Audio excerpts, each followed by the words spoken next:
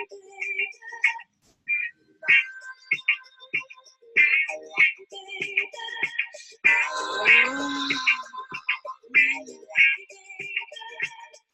you're lying so close to me, there's no place I'd rather you than with me.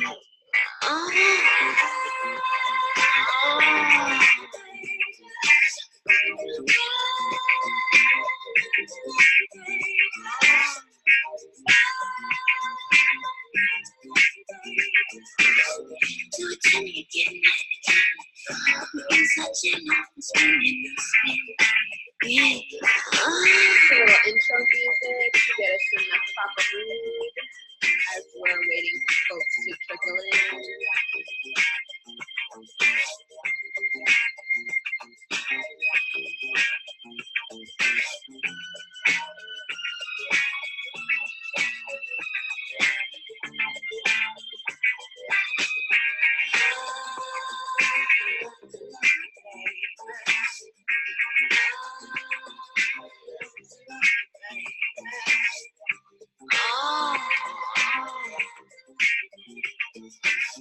Lay your head down, you're close to me. Soul's my mind and set me free, set me free. Oh.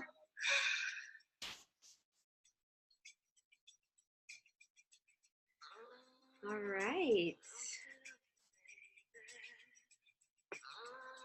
Hi, everybody.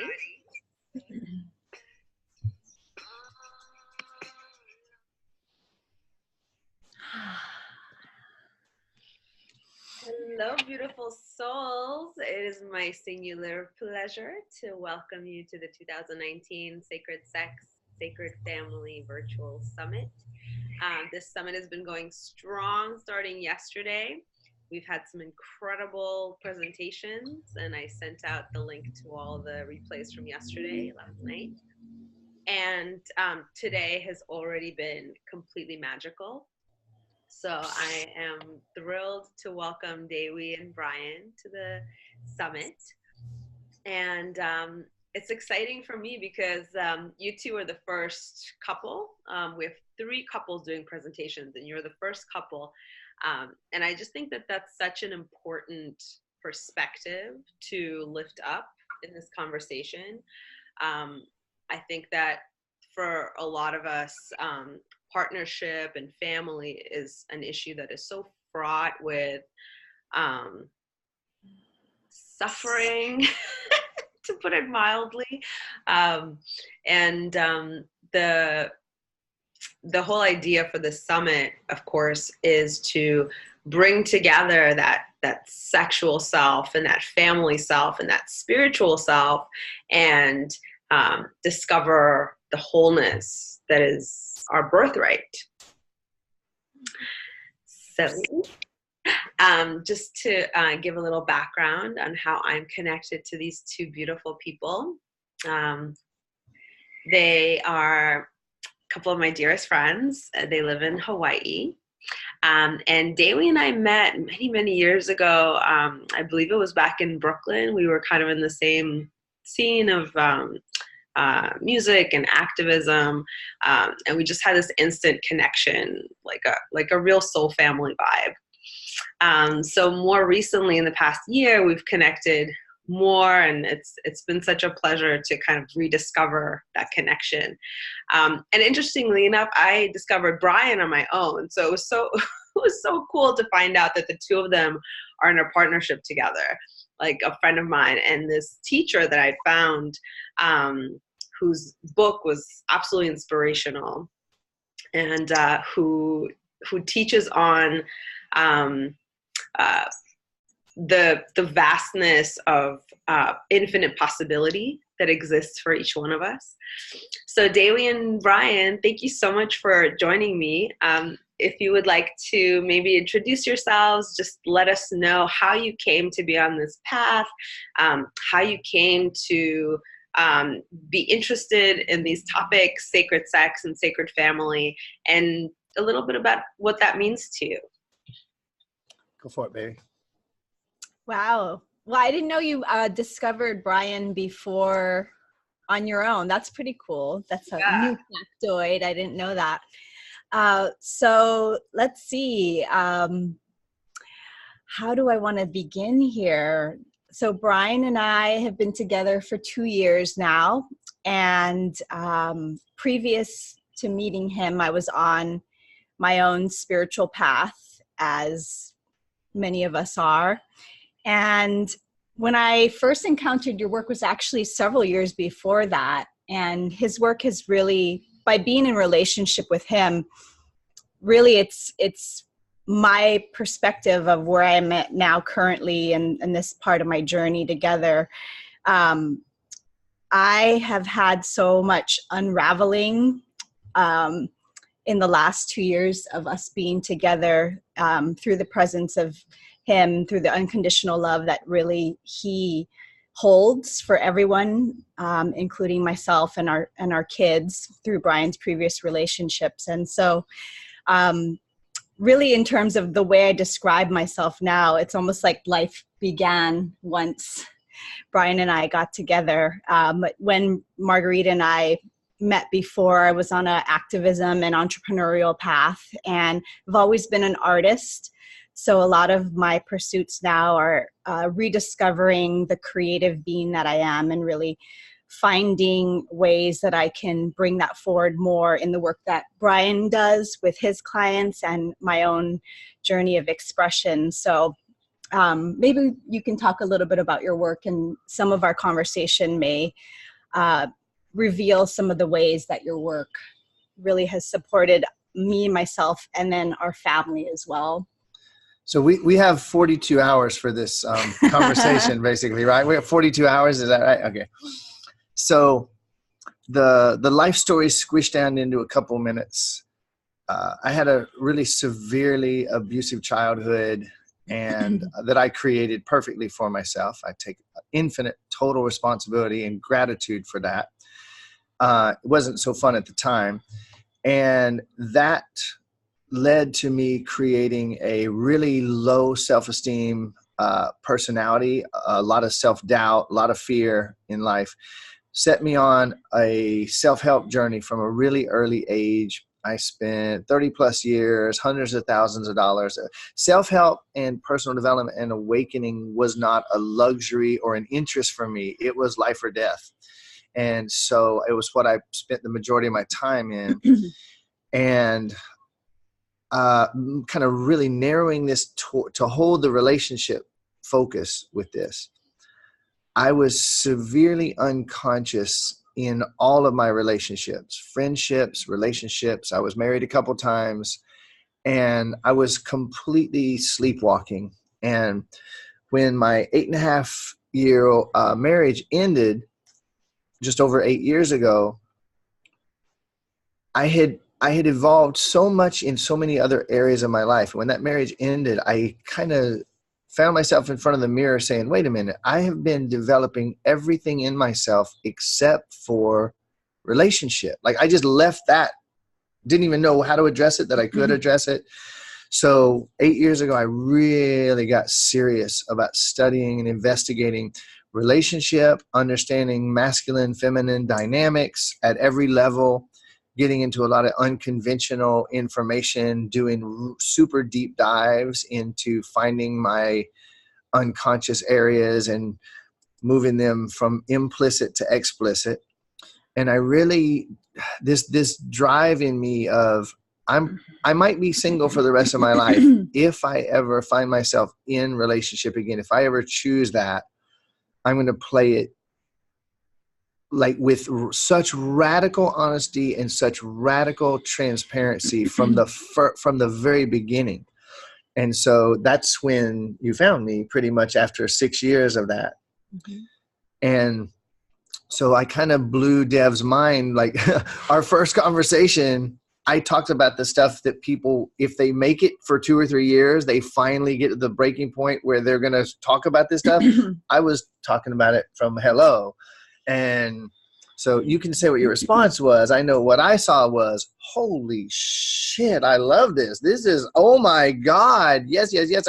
I didn't even know this was possible ever, let alone at hello, right? So we have, from that moment till now, taken every challenge, every difficulty, every confusion, every disagreement, every area where we see things differently as a chance to stop, sit down, where everybody else that I observe around me, and what I always did was ran away, you know, argued, pulled away, shut the door, went in another room, whatever. We basically grab each other's hand and sit down eye to eye and say, okay, let's talk this out and listen to each other. And I'll hand the microphone back. I'll say one statement that to me was one of the turning points for me. 15 or 16 years ago, I really got into the 7 habits of highly effective people. And it's all just flawless, perfect, beautiful information. It's one of the most valuable pieces of information that's ever been available. One of the habits, though, is seek first to understand and then to be understood. Seek first to understand and then to be understood. And I realized almost everybody, and I know I was, always seeking to be understood. And when we do that, nobody feels safe. And so there's no way to get anywhere. It's like, well, no, fuck you. No, fuck you. No, okay, that's it. I'm done. You know, and then later we either decide the relationship's worth sweeping it under the rug and continuing with it festering, and that's just going to destroy the relationship in the long run anyway. Or let's deal with it right now. It's up. It's here. We're here. Let's deal with it and see what's on the other side of it. And so that's what we've been doing ever since. Yep. Wow, that's so powerful. Can I ask how you guys like first connected? Like how did that work for you? Like that initial sort of like stepping into romance or like intimacy. How was that? Yeah, well, it was, you can say your side. It was Facebook.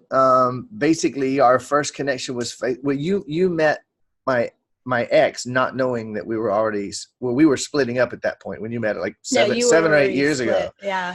And then, so we kind of were connected on Facebook for what, 6 years, almost 6 years. It had to be around late 2012 or something. Yeah. Really, timing is at play here, divine timing. And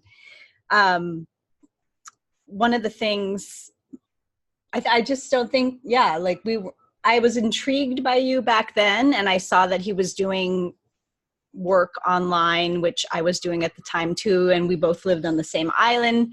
And back then, there weren't a lot of online entrepreneurs, especially here, that I knew. So that, to me, was intrigue in of itself. In terms of the content of your stuff, I didn't really dig in, because I think I unsubscribed from your list at one point, because I thought I had it all figured out. I was on my path, and I didn't think that there was any value that he really could provide me. But little did I know. Yeah. So, so it was a pretty much instant connection, and we communicated for about a month leading up into us getting together. And there was a lot of fear that came up for me.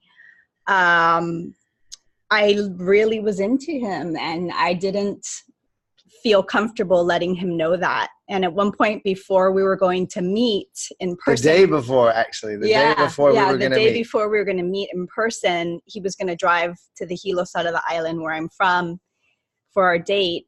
Because we're now living in Kona, about two hours away. He said, I'm having second thoughts about coming over to meet with you.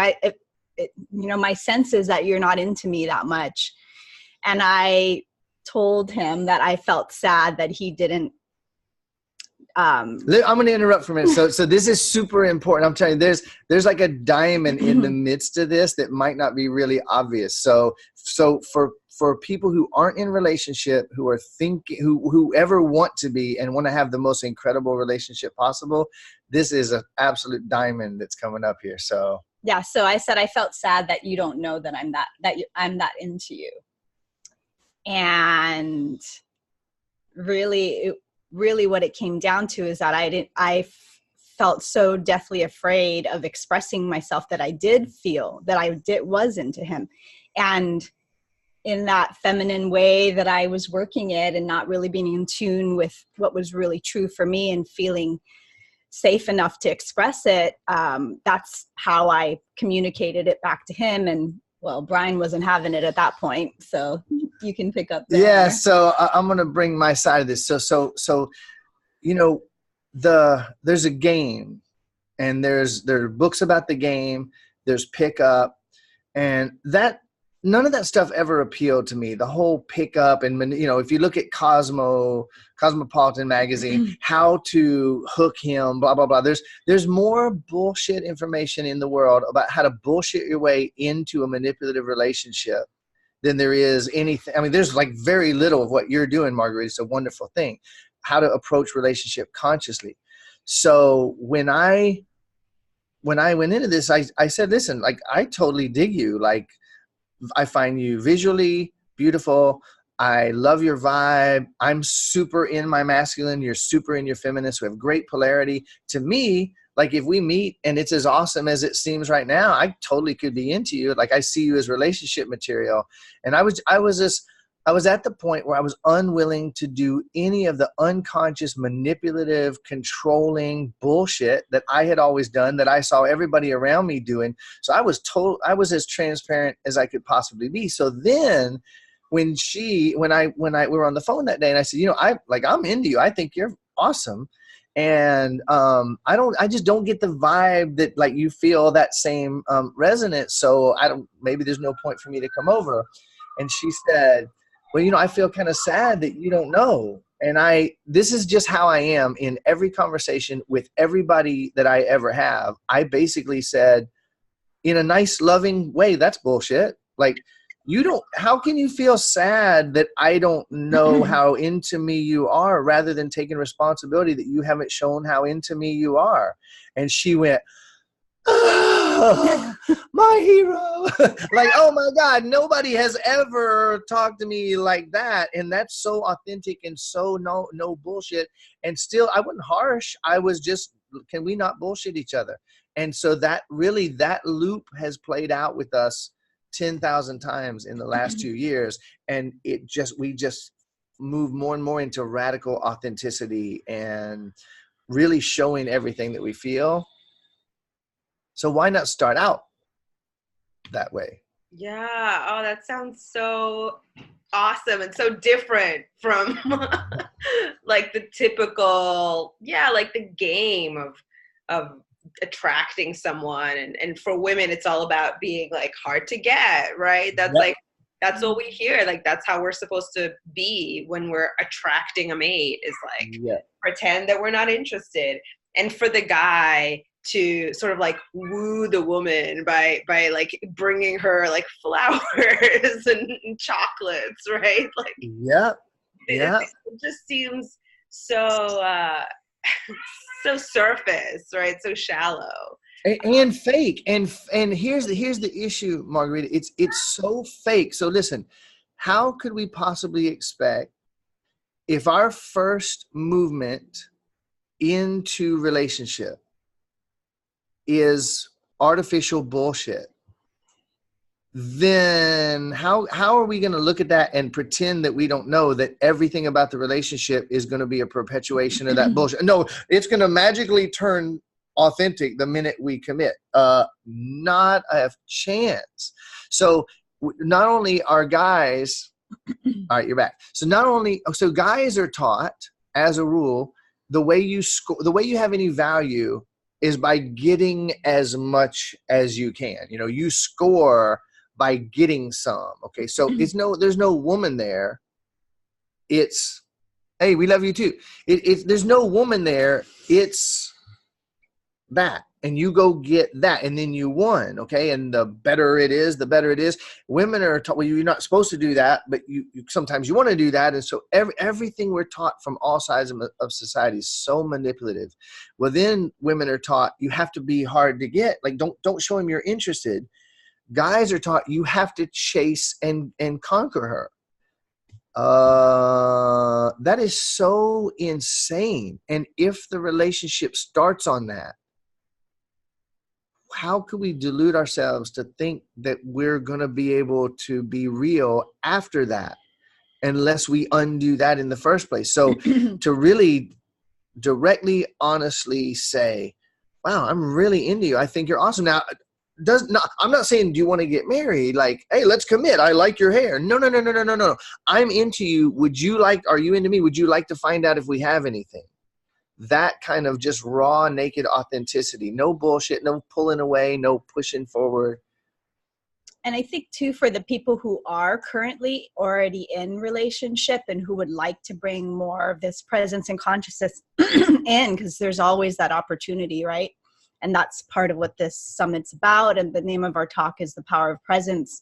Maybe we could talk about some of the tools, the ways of being that we use to continue and continually be with each other and show up from that point of our first connecting.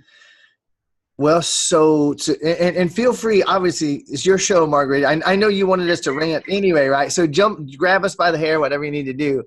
Actually, I have a little suggestion. Maybe before we jump into like the real nitty gritty, can we do like some breathing together? Yeah, absolutely. That's part of this for It sure. is. It's absolutely part of it. Yeah. Would you guys like to lead? Sure. Brian, I've learned breathing from Brian, like the way that is really most helpful for me. So if you will. Yeah. So in my work, like I got all this free stuff and I have people that pay really big bucks to sit with me, and the core of what we do is not near everything. The core is this breathing. So if you breathe in through your nose and out through your mouth, and just start with that, whoever you, Peter, and hey, it's great to see you guys, Angela, as you're on here, and you're here probably not just to look at how beautiful the fabric is behind Margarita, or just to see how cute Dev is. You're probably here to get something out of this. So if you remind yourself, why are you on this call in the first place? What do you want? You would like to step into a more conscious relationship. You'd like to find your confidence, breathing in through the nose and out through the mouth, to find your center, to find the truth in you, that if you do want to have a relationship, because the fact of the matter is, you didn't create this universe with one person in it. It's full of people. And so you're in relationship all the time, whether you choose to be in an intimate, committed relationship or whatever choices, you're always in relationship. You're not going to create any more harmony in that relationship than you're creating in yourself. So breathing and bringing yourself into harmony is actually the first thing. So breathing in through your nose, out through your mouth. Something tells me to say that again. Can you possibly believe for a moment you're ever going to create more harmony in your relationship than you've brought into yourself? It's kind of crazy. So once you start to breathe in through your nose and out through your mouth, if you'll then begin to make the duration of inhale and exhale about the same. So whatever's right for you as far as the duration. Some people it's 3 or 4 seconds. Some people really can stretch it out. Just do what's comfortable is what's most important.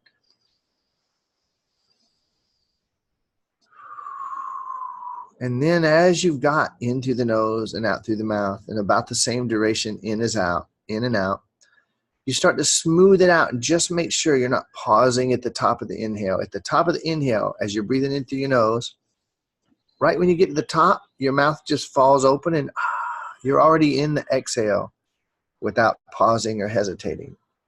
At the bottom of the exhale, right at the end, your mouth just gently shuts. Your diaphragm starts to move down as you inhale. And this balances your sympathetic, parasympathetic nervous systems. It starts to bring your heart and brain into coherence, takes you out of fight or flight. And if you breathe in just a little bit more than you have been,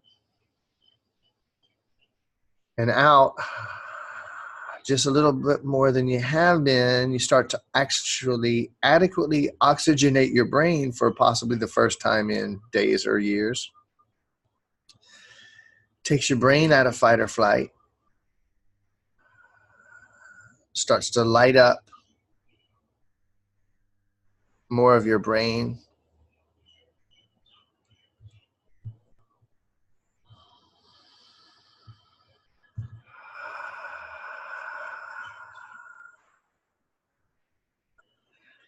And now from here, as you start to calm down and get centered, calmer, confident, bring that intention back up again. Why am I on this call today? Why did I decide to listen to Margarita today? Why did I decide to listen to this call with Brian and Dewi? What do I really want? And from this place of presence, you won't just get the information that we say. You're going to get the message from the heart to your heart and be able to use a lot more of this.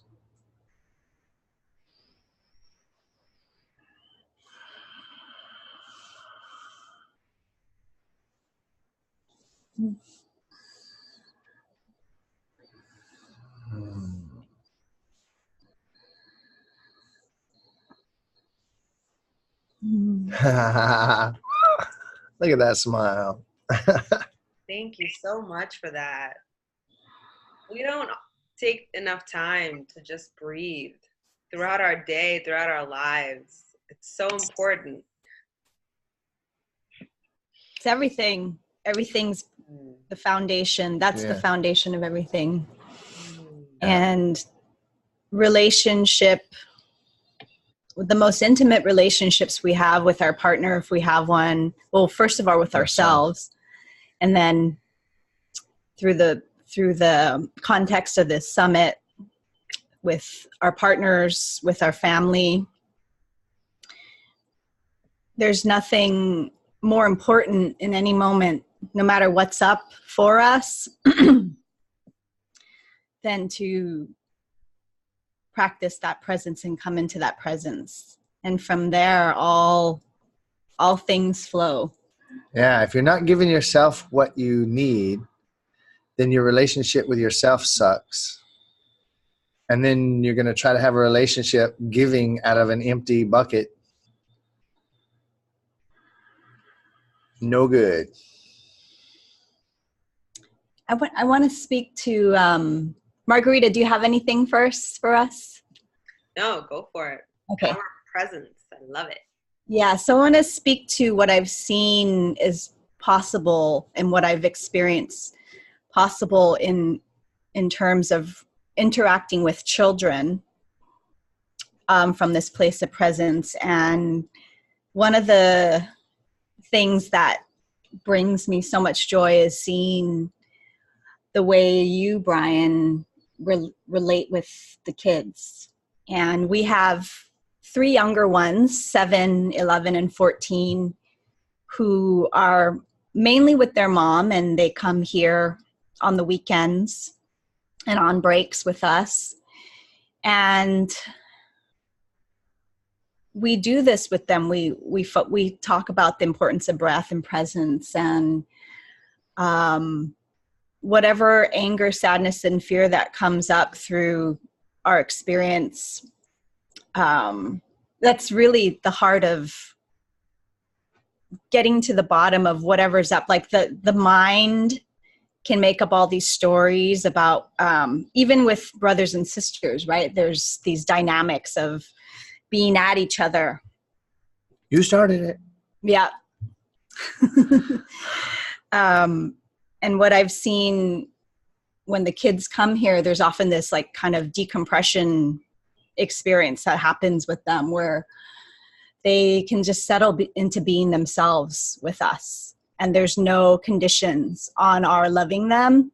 And the way that you've shown me unconditional love, that's melted so much of the story that I've had up until meeting Brian, and the story that the kids run too with each other about, who's to blame, or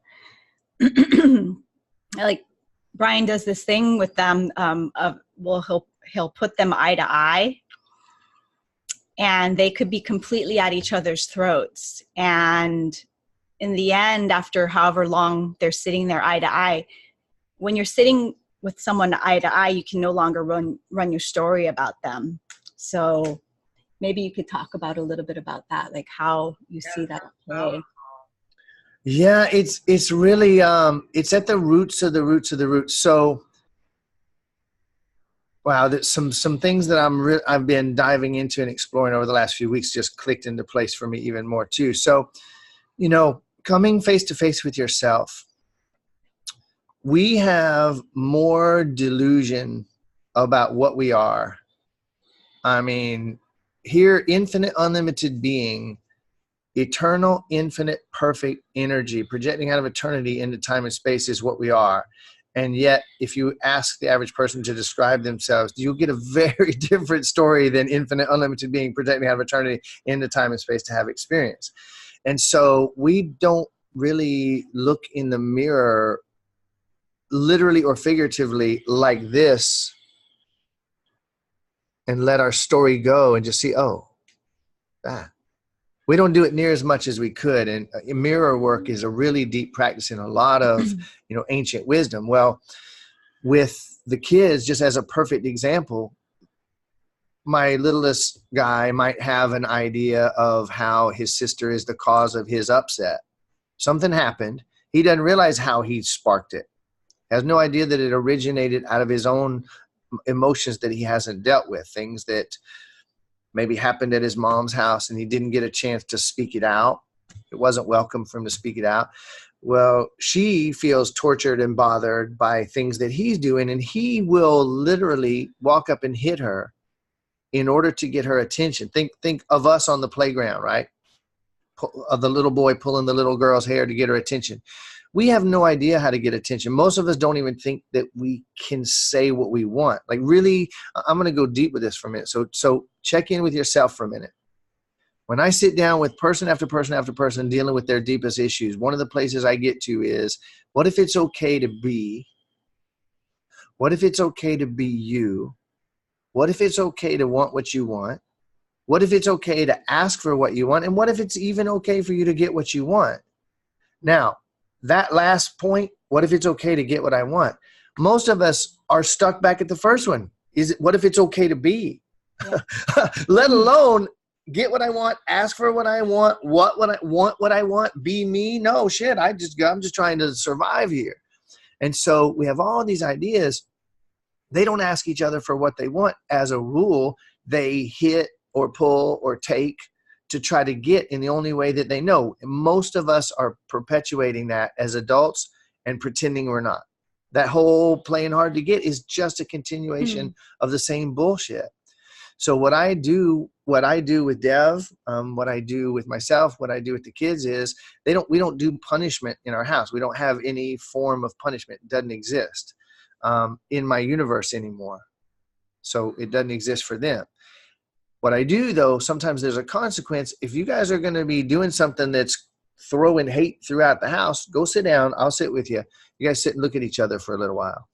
And after a few minutes of looking in each other's eyes, I'll ask my son who had hit my daughter, I'll say, Ariane, do you, looking in her eyes and seeing her, you see what she feels? Yeah. What does she feel? Sad and angry? Yeah. Sugi, do you want to say anything else that you feel? Sad and angry? Yeah. Ariane, when you look in her eyes like this, do you want to hit her? Every single time. But when he wasn't looking at her, when he was running his story about that bitch and what she did and how mean she is and how, and the only way I know how to get what I want, and that's where most of us are most of the time. We run that story to the breaking point, and then we go manipulatively, unconsciously acting to try to get something like what we want, because we know we can't get what we want. I prefer to just say, hey, how would you like to? And cut all the bullshit. And it really works. I mean, bringing presence, first of all, to yourself. What do I actually want? Is a really good starting point. Because if you haven't gotten present enough to know what you want, how in the hell are you going to clearly ask for it? You're going to just go unconsciously try to manipulate the other person to do something which they're going to resent. It's going to hit their buttons and all their triggers of all the shit that they haven't asked for. Ooh, ooh, ooh. Wow. What's coming to me is one of the other magical things that we do in our family we have this really cool pyramid. So we do family meetings, like our gathering time around the pyramid. And Brian will initiate a conversation over the weekend because our time with the kids is precious. We don't have them full time. So we'll sit around and we'll ask each person, what do you really want to do this weekend? And wow, to like a child to be actually heard and seen and witnessed, and to feel like I get to actually like express to my family what I most want to do. Like I feel so much emotion even at the joy of that. Yeah, it's not normal. It is not normal. Most families are jumping in the car and running from here to there. And now we got to do this now. And they're always told what they're going to have to do. Right. And so, yeah, to invite that is a different thing. Go ahead, Marguerite. I know you had something up there. No, I was just thinking, like, for my own kids, that's definitely something that I want to bring more of that time to just be themselves and to share with me what they want. They're still really young, so it might be, harder for them to communicate that, but just setting up that precious kind of container where, hey, like, this is about you, and you get to tell me what you want to do. And you're right, like, when do we ask the kids what they want to do? Like, hardly ever, right? Yeah. So guess what they do? They grow up afraid to say what they want because no one's going to hear it anyway. So then if they do find someone they're interested in, they pretend they're not that interested in case they don't get it. Mm-hmm. So something you said, that Cosmo article. Exactly. That's right. I don't know what to do. I don't know where to go. So, look at this magazine. Tells me it knows how I can get what I want. Wait, is that what I actually want? We don't even think. Something you said that's really important, Margarita, and, helping. So in my own work, I tell you what, it's very strange because I help people to become the infinite, unlimited beings that they are. And I do it in really unique ways. However, what you could also say that I do in a really practical way, I help people to process the emotions that happened when they were pre-birth, 1, 2, 3, 4, 5, 6, 7 years of age that have never gotten handled. And so, like, really being present with a small child. Check this out. If you have a rocket on the ground and it takes off and you wanted to, it has no boosters. So it's going to go where you aim it when it takes off, right? Once it gets in space, it's going to keep going. You can't aim it after that. There's this parallax and then trajectory, so that if the rocket was aimed off a half an inch, 100-foot rocket, it's only off a half inch. But by the time it gets out there, it's 1,000,000 miles off course. You know what I mean? Because the further it goes. So trajectory in childhood, when a child learns that 1 minute of kindness that you showed. So here's two clones, all right? Two clone situations. One child, you never listen to what they had to say, and they're too young. They might not be able to really express it well. Now, here's the other clone situation. This child's really young. The way that they're going to express it is very alien to the way that I would normally think. So I'm going to listen from that awareness. So the kid asks, all I want to do is play. And we think, how do I make that special? How do I make that big? How do I make it? Da, da, da, da, da. And the kid just wants to fucking play. All they want is for you to shut up, put your phone away for a minute, get on the floor with them, and bring 100% attention. And I'm telling you, a single minute on the floor with the phone not in reach, where the kid goes, wait, I have dad's total attention. Okay. Now for my kids, they're not shocked about it. Almost anybody else would be, because and we don't realize the value of it. It never dawns on us. We never even think that way. But I'm telling you, 1 minute on the floor at that kid's level, eye to eye with them, listening to them, and playing the imagination game that they're playing as if you're in their game, the same way we're always dragging them into our game. It changes the whole trajectory of their life doing that once in a while. They believe they can maybe actually have what they want and that they might actually matter. The school systems don't show them that.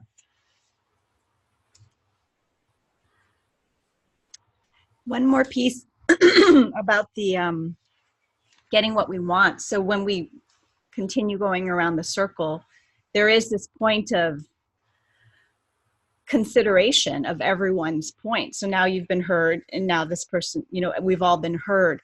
And so how do we together create a plan or a kind of agenda so we can do all these things? And sometimes there are agreements and negotiations that can be made, and oftentimes though we find a way where everybody can actually get some or all of what they want. And you know, I'll tell you what, it's not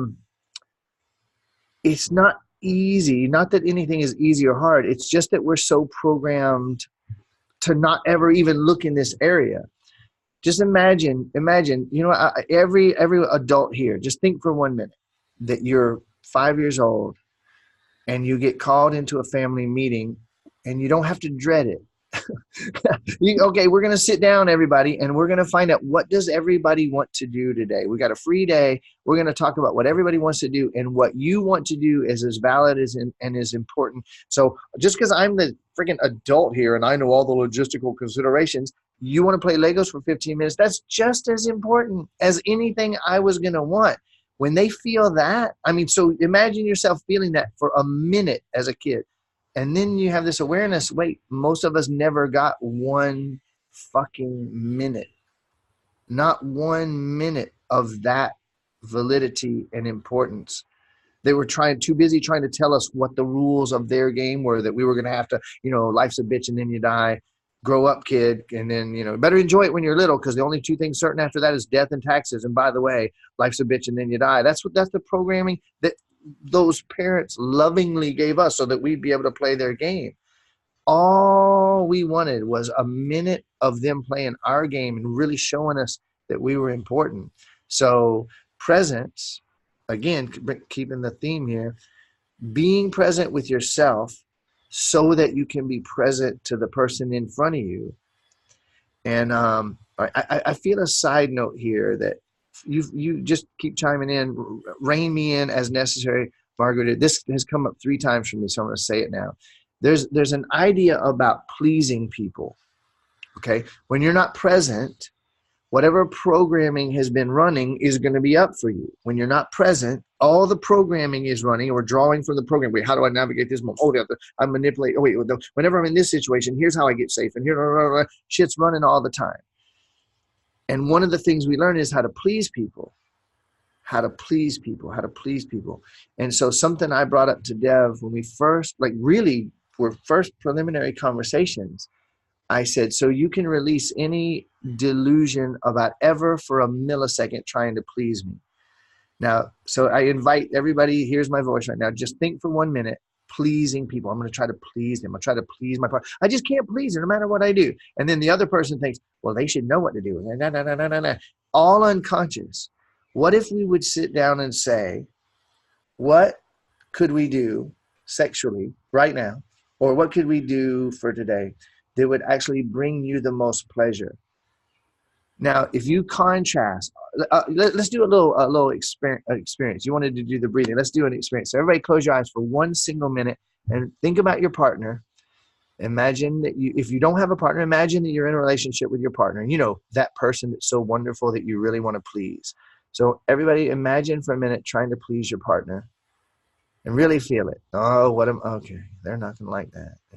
If I do that, well, if I do it like this, what if I do it like that? What if they don't like it? What if they pretend? A lot of people will pretend to like things they don't really like to try to get along. And other people will try to pretend that they don't really want something because they think they're not going to get it. You can't fucking win. So just feel what it's like trying to please your partner, And maybe she pretends that she likes that because she knows I like it. She's just trying to make me happy, but I don't really know. Now, release that whole thing for a minute and imagine being with someone you love, you want to be with, and imagine focusing on giving them pleasure. Of course, sexual, but it doesn't matter. Spread it out over the whole area, every area of life. I'm going to devote a few minutes here. I'm going to devote this day. What can I do that would give you the most pleasure? Now, I notice especially with you, Margarita, I noticed that when I said pleasing, you had that trying to please. The minute I said, imagine giving your partner pleasure, it's like, oh, wait a minute, I could focus there. We never fucking knew that we could even do that. So everybody's unconsciously, almost constantly trying to please the other person, which creates endless resentment and frustration and confusion and deception and all these manipulations. Well, I can't show how much I really like that because she might think that's weird, you know? And I better act like I don't like it that much because he'll think I'm a slut. Oh my God, the programming we've been carrying, and we're perpetuating that in our relationship. What if we got completely honest and we said, listen, I just really want to know what would give you the most, whenever we do that thing that we both like, what would give you the most pleasure? And then we dare to answer it honestly. And I will wrap this up by saying, and just going straight into the heart of sex here. When Dev and I got together and we were having this conversation, and I was leading it very much. And I said, so, you know, I don't have any rules for you to follow. I just have a rule that's for me to be in a relationship. Here's how it is. Don't ever pretend to want anything any more than you do to try to please me, because it's actually going to be fake and that's not going to work in the first place. And don't ever pretend to like or want or desire or enjoy anything any less than you do out of shyness or fear, or he's going to think I'm freaky or kinky or what. Like, what if we just were 100% authentic about it? And choosing to speak that truth to each other, we completely were freaked out and blown away as we each began to bring out what turned us on the most, like beyond stuff we'd never ever said, stuff we weren't even fully aware of because we'd never developed. As we did that, we both kind of were freaked out to find out that what actually turns me on the very, very most, to the nth degree, the hottest, is actually what turns her on the exact most. And so, yeah, so we've been able to like burn down, you know, multiple houses pretty much nonstop ever since then. You'll never know. And so I'm going to wrap that whole thought up with this. So whether you're in a relationship or not, let's pretend you are, those of you that are, consider this. What if I were to dare to do that? One of two outcomes is going to happen. One of two main outcomes. Either number one, you're going to find out that other person actually isn't into that, doesn't want to do that. And you may end up finding that you would be better served being in a different relationship. And you both win. You both win because you find out that you've been trying to please each other and bullshitting each other and compromising. Well, I don't know if I'll find anything this good elsewhere. Are you fucking crazy? If there's infinite awesomeness available to everybody all the time, you can have everything you could ever possibly want in relationship. The other outcome is you're going to find out that your partner actually would get off 10 times more on doing what it is that you secretly most want to do and never had the guts to say. You never get to find that fire if you don't speak that truth courageously, constantly. So we started that really before we even decided to really be together. It's like, let's have this conversation. Let's see if we want the same things. And holy shit, it's only gotten awesomer ever since. Yeah, I agree. And part of that for me, my journey with this has been feeling safe enough to express myself and get in tune with that part of myself. And what do I really want? That question again, right? To start there. And one of the things you say, Brian, that I really have tried on for myself, not just taking it point blank because you said it, and taken on as kind of a focal point, is when we do just like get to the place of clarity. Okay, this is what I want for myself, whether it's in relationship, our business, whatever. Everything between us and that is going to come up for us. Like everything that we've held between us and that is going to come up for us to be worked through and felt through.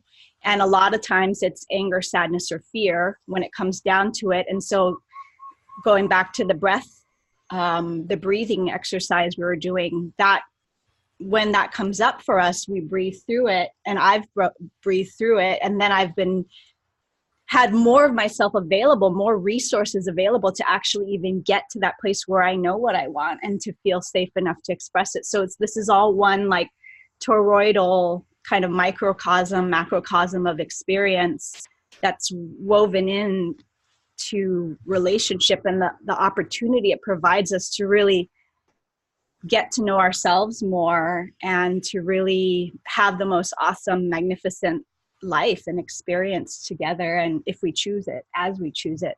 And one more thing that I think is important is that we actually check in and share, like, that we're still choosing another day together. And we don't have this promise of like, well, we're going to be together for the rest of our lives. We actually stay present with the choice that we're continually choosing one another. Yeah, that is a huge, big deal. So I said, like, I was so unconscious in relationship constantly for my whole life. And okay, one of the things that happens for men is they find themselves, going out quite a lot and thinking they're looking for a place to stick their dick, when actually they're looking for mommy. They're wanting to be comforted by mommy, but it's not safe to say that. And a lot of women that go out casually spreading their legs when they really didn't necessarily really want to, they're actually just wanting a hug from daddy. And so we're still, yeah, I saw that. So that is really how most relationships start. An unconscious little boy, I have this dick thing now. This is exciting. I think I want to explore this more. They haven't dealt with any of their heart stuff. And now that's why they say guys are thinking with their dicks, right? Their dicks leading.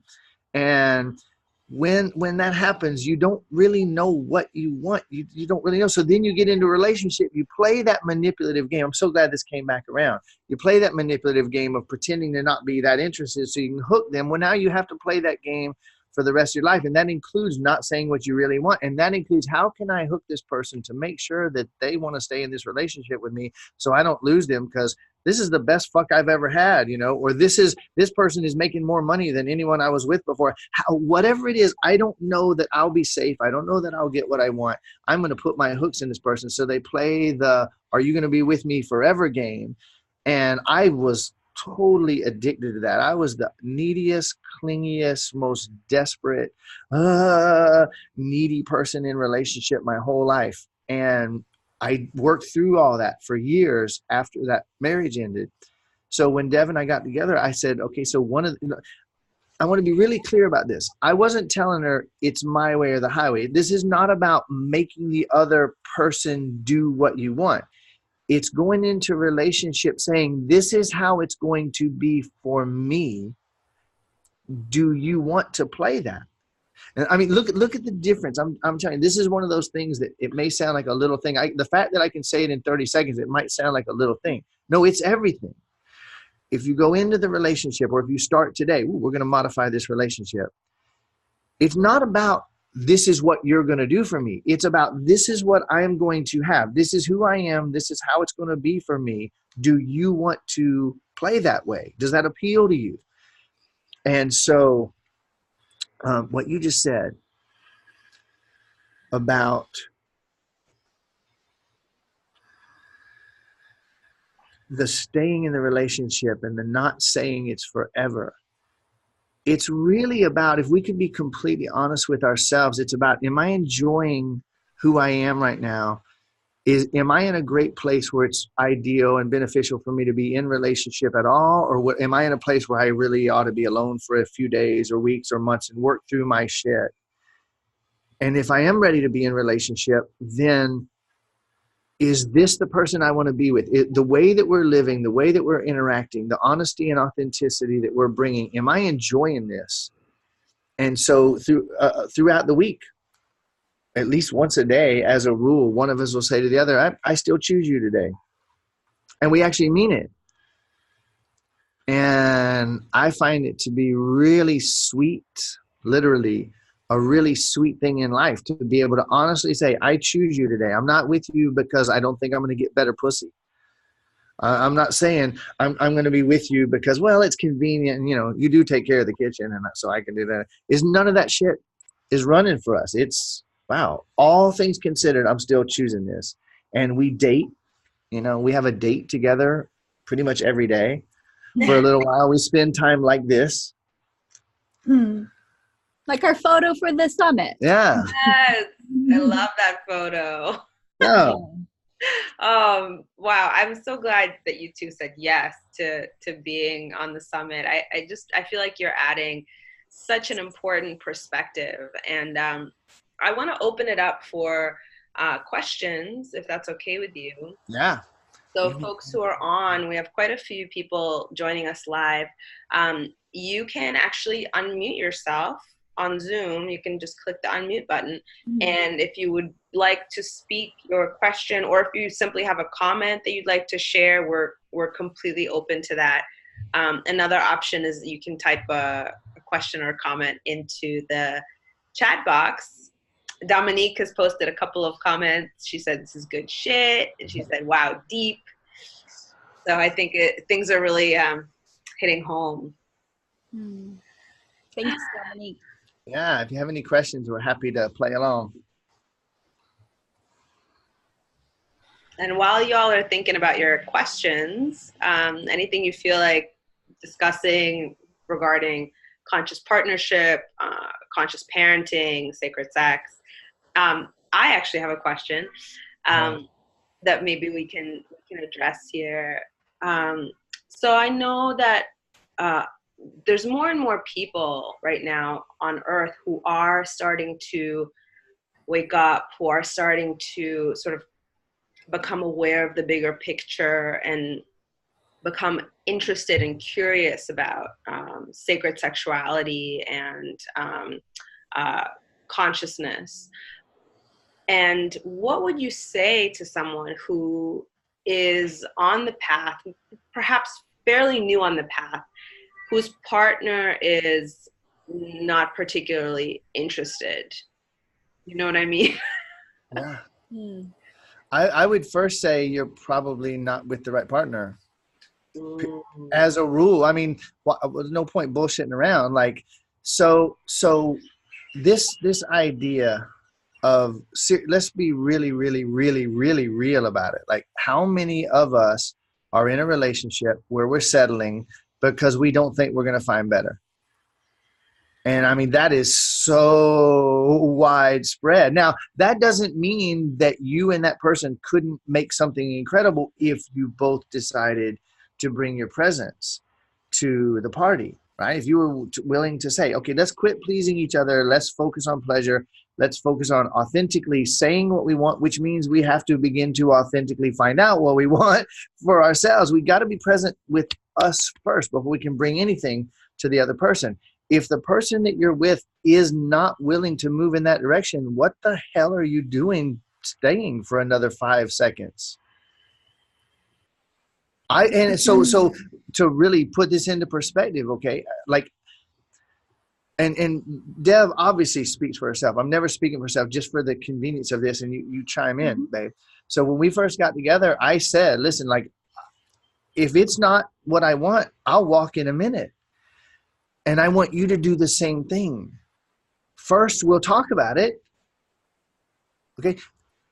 If the me from 10 years ago had heard me say that, I would think, geez, what a heartless, narcissistic ass to say, that's so cold. No, it's actually honest and it's completely real. Okay. When we feel like we're going to die if that person leaves us, and you can stop right now, right where, just think, okay, I just got the news that my partner screwed around on me. How do I feel? I just got the news that my partner's been screwing around on me with my best friend for the last 90 days. I just got the news that my partner hasn't cheated on me, but they're actually getting ready to leave, and they just came in and said, honey, we have to have the talk. How do I feel? Most of us feel like we're going to die. And the reason why we feel like we're going to die has nothing to do with the relationship. The reason why we feel like we're going to die is because the prospect of our partner leaving, of losing our partner, which is impossible and insane. But the idea of losing our partner is actually triggering the feeling of abandonment when we were 1 year old laying in there in a crappy diaper and mommy wasn't there to change us. So we were hurting and hungry and we felt like we were going to die. Okay? When daddy wasn't there to hug us. So generally, it's a masculine, feminine thing. It's not always. Usually it is, though. Little girls get so hurt that daddy wasn't there. Like I said, I'm not making this a blanket thing. There's infinite variations. However, it's very common that little girls learn they can't count on daddy's love. They're fucked for a relationship for the rest of their lives. Little boys, we all learn mom's love is not unconditional. It's not always reliable. And when I'm needing her the most, sometimes she's not available. I'm going to die. To a baby, that is devastating. We don't process those emotions, and they're running in our bodies 24/7 for the rest of our lives. So here we are, 20, 30, 40 years old, acting like an insane 1-year-old because we are.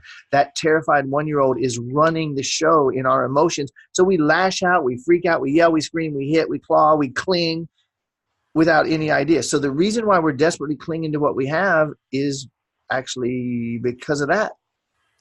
It has nothing to do with the other person. So what if we were to stop and say, wait a minute, I can actually, I'm going to accept the possibility that I can have anything and everything that I want. The fact is, this relationship fucking sucks that I'm in. There's not much I like about it. I was just clinging to this person as a damn safety blanket. Let me be honest about that. Now we can have a chance to have an honest conversation and find out whether we actually want to be together or not. So the freedom of being able to say, I really dig this. Like, you want to go to bed for a little while? This is awesome. I choose you for another day. During the day, we'll say, guess what? I made a decision tonight. Whenever I go to bed, I'm going to cuddle somebody, and it's actually going to be you again. See, and to mean it. Yeah. Day by day, present to the state of the relationship. And last thing I want to say about this, what I started was, so at the beginning of the relationship, I said, listen, if it ain't what you want, please leave quick. Don't fake no orgasms for me. Don't no. Let's be completely real about this. And I'm telling you that if we're not being honest, if we're not both bringing our presence, I'm out, and I'll walk in a minute. And we had some glitches during the first few months where I've been working on myself for almost as long as Dev's been alive. I'm 54. She's, what are you, 40 or 41? What? 41. 41. I don't remember numbers very well. And so I've been working on myself a long time. Dev wanted a guy that was further along than her, having done more spiritual work that she could kind of lean on and trust and look up to and who could pull her. That was something a choice she made. Not right for everybody. It was right for her, and it's worked for us. And so I was leading on a lot of these topics, and there were a few times where we were having glitches that were continuous. And I said, this is not the relationship I want to have. Okay. As long as you're reaching for me, I will continue reaching for you. The minute I see that you're walking that way and you're not continuing to reach for me, I'm out of here. And it was so helpful.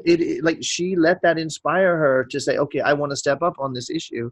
I actually want to be present. I do want to move through this. And so that crazy radical honesty is only crazy and radical because everybody around us is fucking terrified and manipulating unconsciously all the time. And so were we. And I definitely didn't have a precedent for that growing up in my family. Lots of hidden agreements and tacit consent and yeah. So all for me, of course. All for my journey. Margarita, you look like you're floating. Like some things are clicking for you. Yes, definitely. So I do want to leave a little space for people to come on, or I could keep asking my question. Yeah, if nobody's asking, you rock on. So everybody has perfect relationships that look like no questions. Right? And perfect children and perfect parents. Yeah.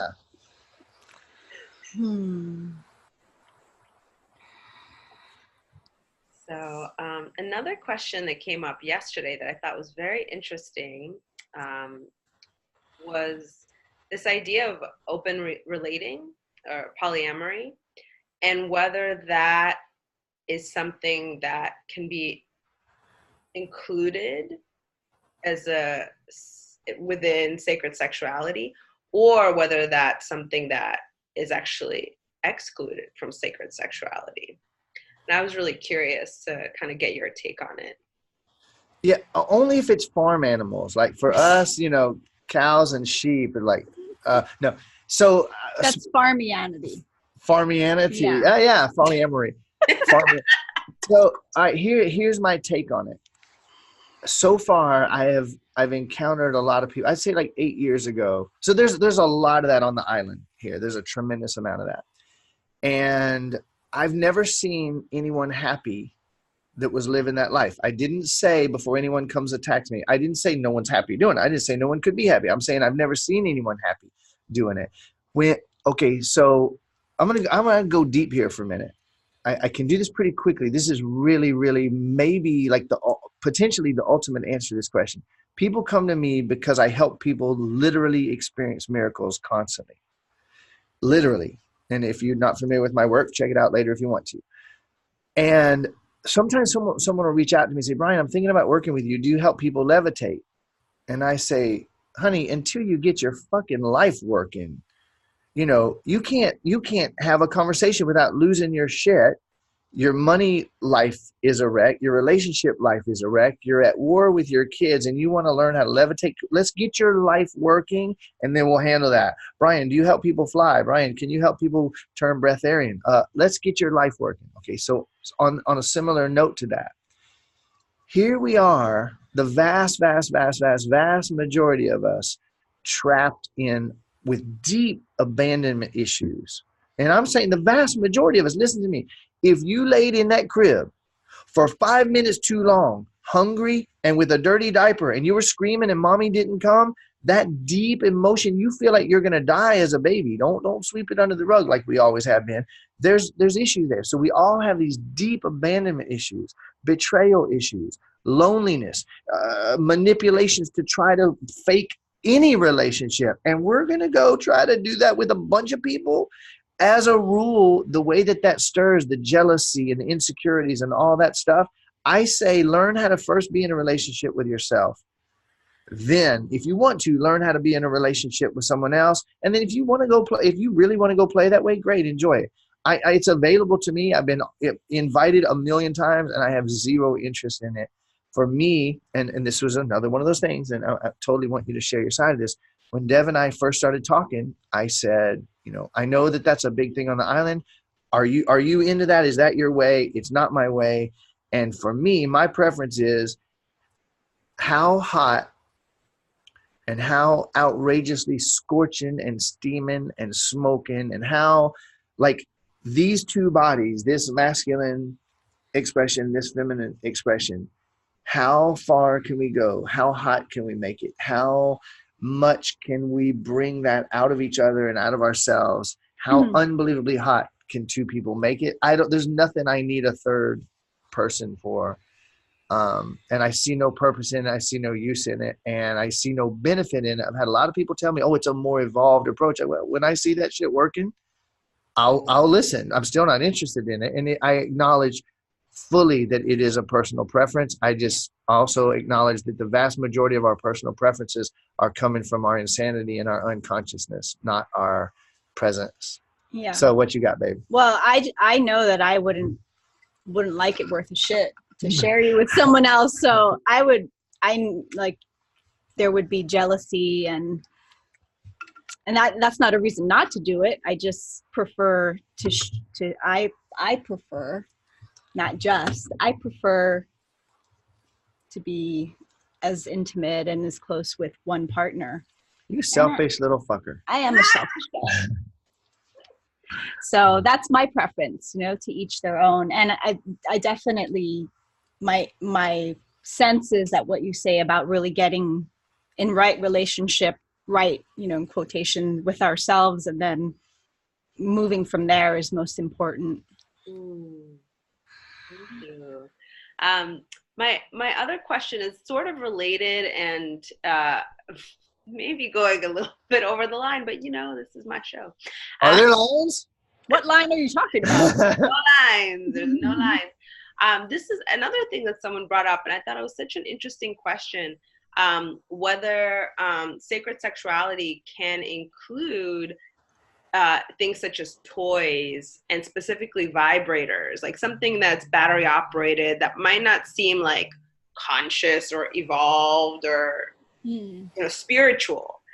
And how does that play into the sacredness of sexuality, sexual union? You want to go first? Yeah. To me, it's all about the intention we bring to something. It doesn't matter if you're using a pickle, you know? I mean, maybe that would disrupt the pH balance, so it might It matter. might. So, Put a condom on it. Yeah, condom on your pickle. There you have it. So to me, it's all about the intentionality and, of course, tuning in with preferences. You know, our preference up until now has been less on toys and more on each other. And we have used toys as well. So it's kind of like the mood and how we're feeling. And what else do you want to add to that? So presence. If we're going to be honest about it and look at the question, then look at your relationship and look at why you're reaching for a toy. Are you reaching for it because something isn't working? Are you reaching for a toy because that you were addicted to using that toy before you got in that relationship? And so, something that I told Dev at the beginning, like I keep, you might notice that theme. We started the relationship with me saying, let's talk about these things. Like from the very beginning, it was completely alien and the opposite of anything she'd ever experienced. And obviously we're together, so she liked it, I said, okay, so if you have a toy, if you have something like that, yay, wonderful. If you're dependent on it, it's got to go. Because if I had something and I was dependent on it, it's got to go. If you think you need something to come, if you think you need something to create an orgasm, if you think you need something to be able to orgasm, to make it hotter, that's actually an unconscious addiction. It's an area of non-presence. And it's, for me, I'm not gonna have that in my relationship. I'm not gonna bring it to the relationship, and I'm not gonna welcome it. If that's something you're dealing with, let's talk about it. Let's love through it, and we're making that something that's gonna go. Okay, not because it's wrong or bad, but because it's unconscious. So being that everything, I see a question coming in, being that the theme here is presence, and being that that's really my theme in life anyway, it's not an issue of toys or not. It's not an issue of, every once in a while, we joke about slutware, okay? Slutware, right? What a wonderful thing for Dev to be able to put on something that she feels totally naughty, and be able to play that kind of a game. And if she needed that to be able to function, we would be working on it. Okay. So to be able to have all these things available to us to pick and choose for fun whenever we want without feeling like we need them, to me, that's the answer. Yeah. What came up for me as you were talking is that if you're bringing a toy into the intimate situation with the intention of like, ooh, like, let me try this with you. Like, let me see if this can maybe bring you more pleasure. Yeah. Like, I could see that being really beautiful, and I could see that being, a very natural part of a sacred, intimate act. As opposed to like what you're saying is like, oh, needing this object to get you there. Yeah. And then you don't have, you're not present with yourself. If you need something like that to be able to get you there, you're not present with yourself. How in the hell are you going to be present with your partner if something like that's the case? So it can be an enhancement and listen, changing positions, God, there's people who think, no, missionary, that's the only acceptable thing. Changing positions, bringing other things in. Yeah. And just not from a place of need or requirement. Right. So I want to read this question from Dominique. Will you speak on presence and relating in one-night stand situations or friends with benefits if you're not interested in a long-term relationship? That's a great question. Yeah, it is. So, and I know that's going to be interesting to a lot of people. So, for me, it is still, everything's presence. Everything's about presence here. This thing that I said a few minutes ago, the vast majority, a wise person I know once said that the huge majority of adults are walking around in life with their umbilical cord in their hand, looking for a place to plug it back in. Now, such a powerful statement, and it's so profoundly true. All right. We haven't grown up. We haven't dealt with most of our stuff. Most guys going out on a Friday night thinking they're looking for a place to stick their dick, they're actually looking for a hug from mommy, and they're so out of touch with their feelings they have no idea. So much of that type of sex ends up like either feeling empty or sick or dangerous, you know. And so many women that go out looking to get laid on Friday, Saturday night, single, they don't know it, but they really just want a hug from daddy. No, I mean, I know you get older, you get horny, stuff comes on, but that can all be managed. It can all be consciously and presently managed. And the fact of the matter is, if I were single right now, I wouldn't fuck anybody that I didn't consider to be totally relationship material in the first place. You don't know what you're getting into. You don't know. Somebody said, I saw this recently, don't have sex with anybody that you wouldn't want to be. And I can definitely say, why would you have sex with anybody that you don't respect, admire, trust, and like you're bringing their energy field in to merge with yours? Hello, that is not like an action of presence. So guess what? If you're hardcore, straight up advice, if you're single and you haven't worked out your relationship shit yet, and you're not in relationship, go get a fucking toy. You know, take care of yourself, masturbate, and learn how to give yourself pleasure consciously with presence, and spend some time getting your shit together before you go out and do that. So that's my side of the story. Yeah. I see in the question, it says, if you're not interested in a long-term relationship, if that's really so for you, then bringing some of what Brian was suggesting or sharing about our experience to a conversation with the person that you're engaging with, bringing presence to that and letting them know where you're coming from, so that there's, I mean, it's on them if they're running their own thing. And if you want to bring presence, then you bring presence and you own where you're at and what you're, where you're coming from, so that there can be this agreement between the two of you, like this is for the experience itself, and it's not necessarily going to mean anything else beyond that. Yeah. All right. So I got two more things that came up while you were saying that. One is, I'm not gonna say that it's righter or better, because I don't believe in either one of those things. It's not righter or better to be in a relationship. I will say this.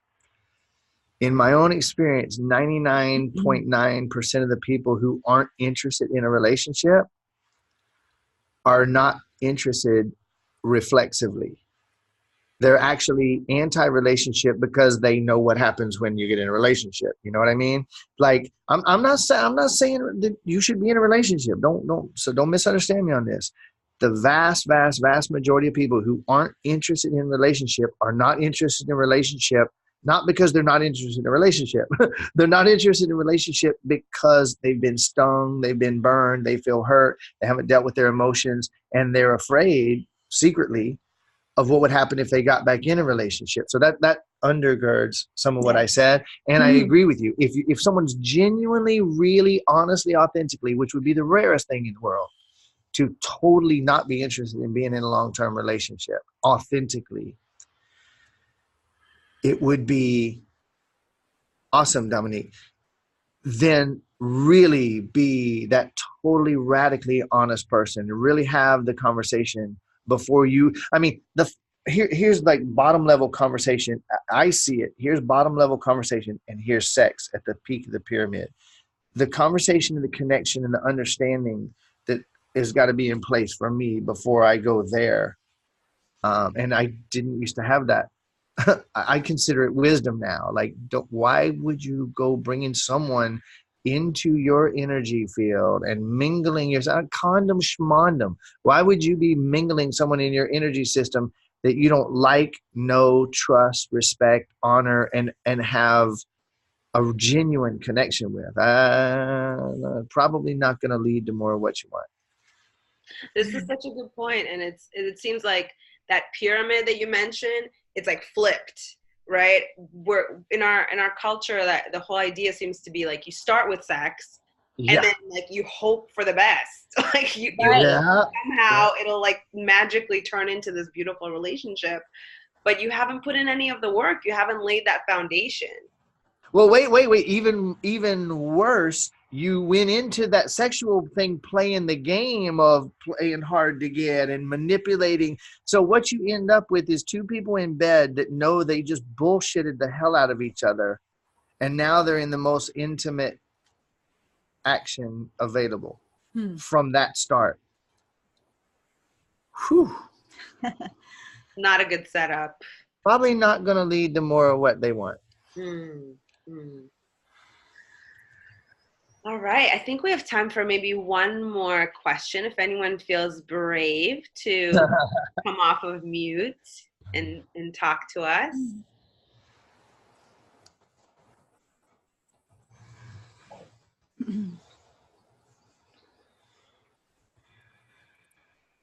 Oh, here comes Peter. We got a brave one.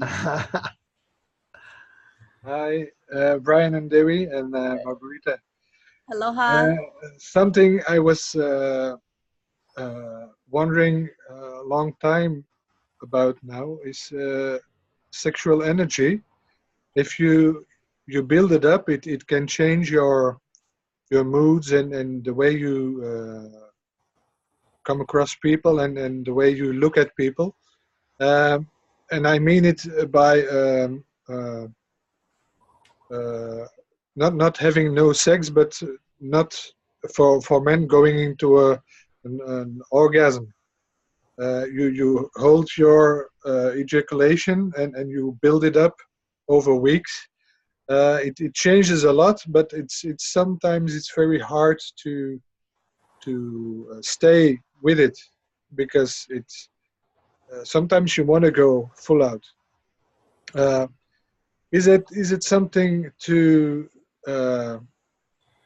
pursue, or now I get a feeling it's more important to concentrate on the presence and not just the physical thing, the physical buildup of sexual energy.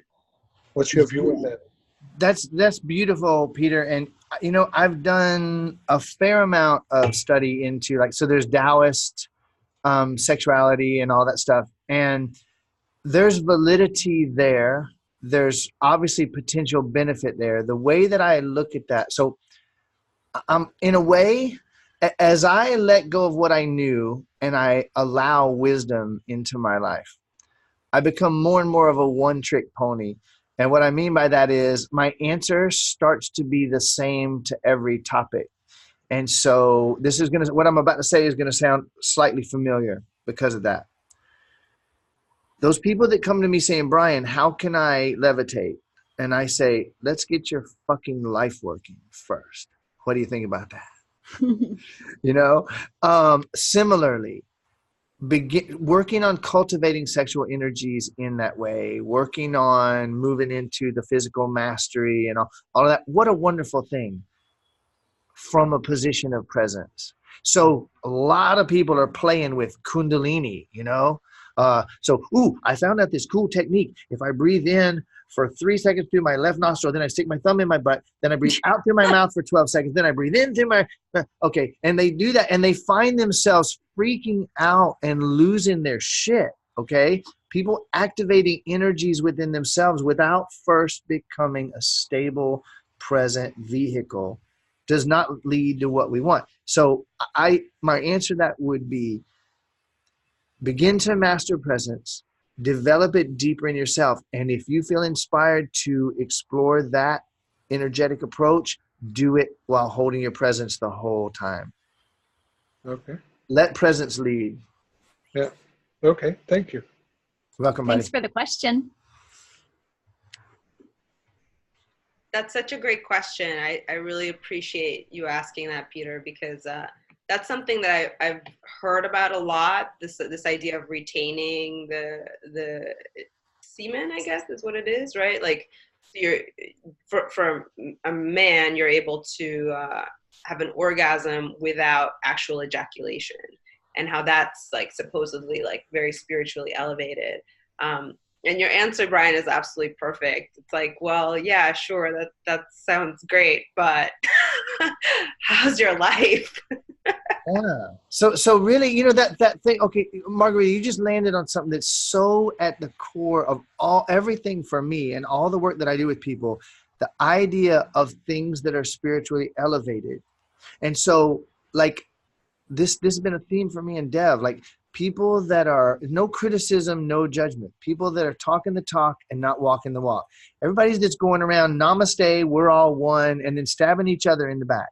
Everybody that's going around and yeah, everything is energy. I love how everything's energy. And yeah, you know, like talking it, wanting to do it, buying the beads and buying the pyramid and doing all the spiritual bullshit and wanting to learn Kundalini and putting on their fucking white turban. And I'm not making fun of any of it. I'm saying when you don't have your shit together and you're not present and you do all this spiritual bullshit, it is not actually spiritually elevated. It's delusion and confusion that's just going to lead to more frustration. And yeah, I'm digging it too. So all those techniques that we try to do, become present first. Get your stability, get your honesty, get where you can communicate what you think and what you feel and what you want without pretending all the damn time. And then if you feel inspired to go into these spiritual practices, you're doing it from presence, it's going to have a completely different